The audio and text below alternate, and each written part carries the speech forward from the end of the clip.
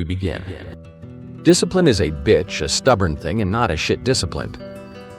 It's not just a word, it's your personal woodpecker that sits on your head and will hammer you until it breaks your skull.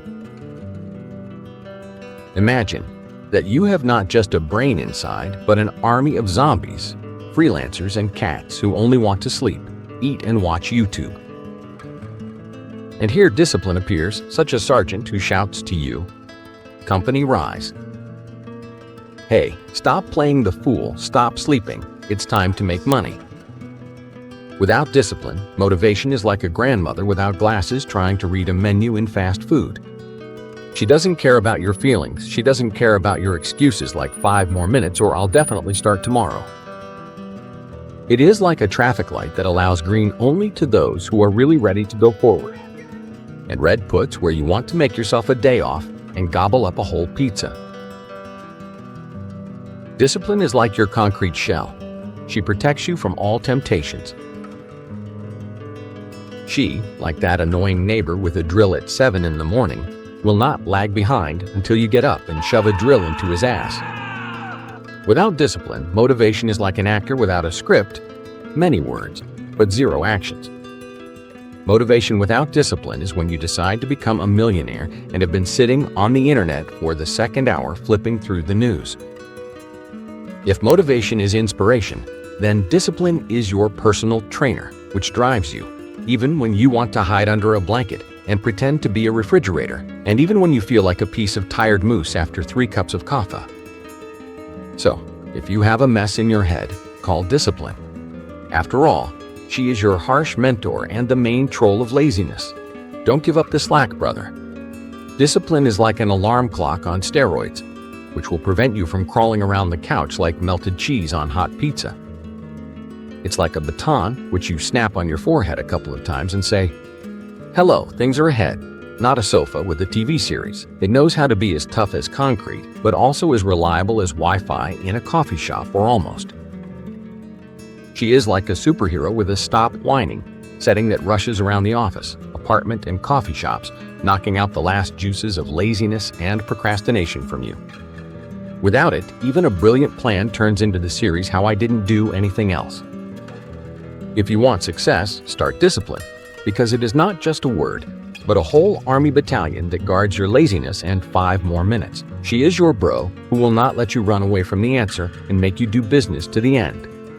So you call discipline, put on a bulletproof vest out of motivation, and go into battle for your goals.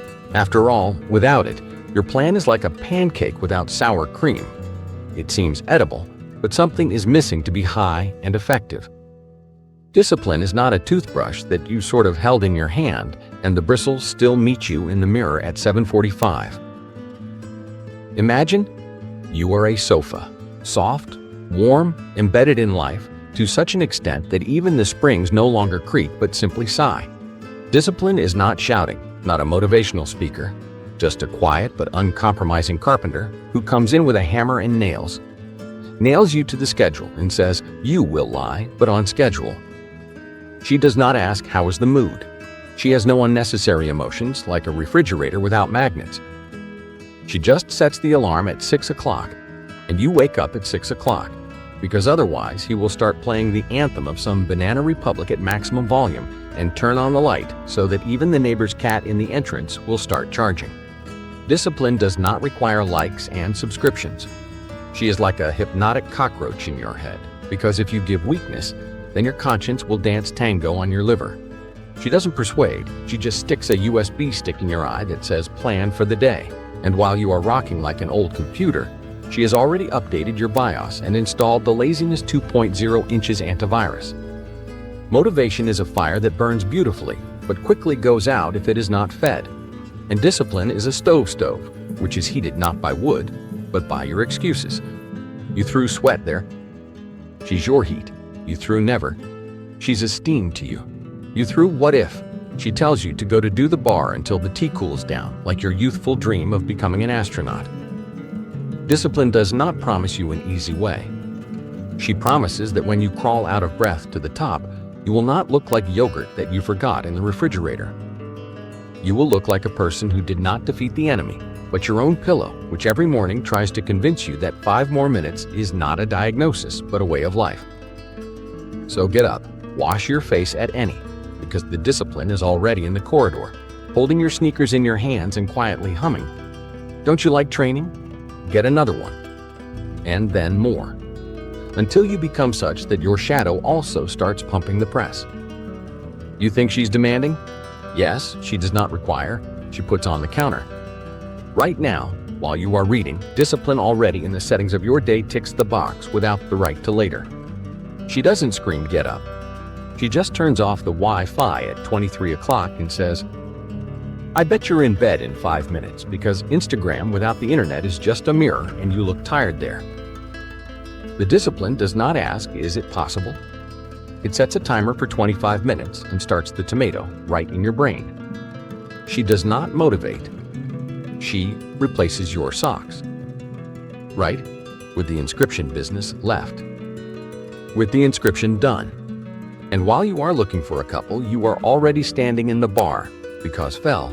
Squeezed out is not fitness. It is a disciplinary focus without circus and popcorn.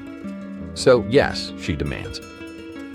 But it demands beautifully, without screaming, without nerves. It just quietly slips you a schedule where instead of sleep more, it is written, become, and if you are not lazy, then you will rule the world. You ask yourself, how can I improve my discipline? I'll give you some star-striped steps to turn from a sofa patriot into an iron marine of discipline, no mat, but with a mockery over him. First, start the diary of shame and glory. For example, if you spat in the face of discipline today, then immediately, a glass of water and 10 push-ups. Spat again, a glass of water plus 15 push-ups. Can't you do push-ups already because you are tired of your hands?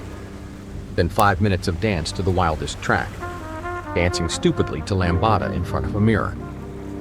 Performance is growing and self-esteem is falling, but discipline is growing stronger and taking off like SpaceX.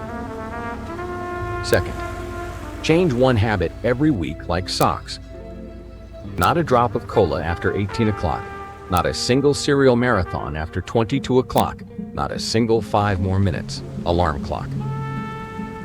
Third, can for lazy people. A glass jar labeled procrastination tax.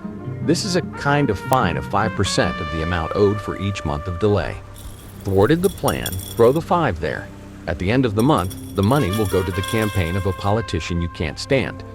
Nothing motivates better than funding the enemy. It works. It's verified.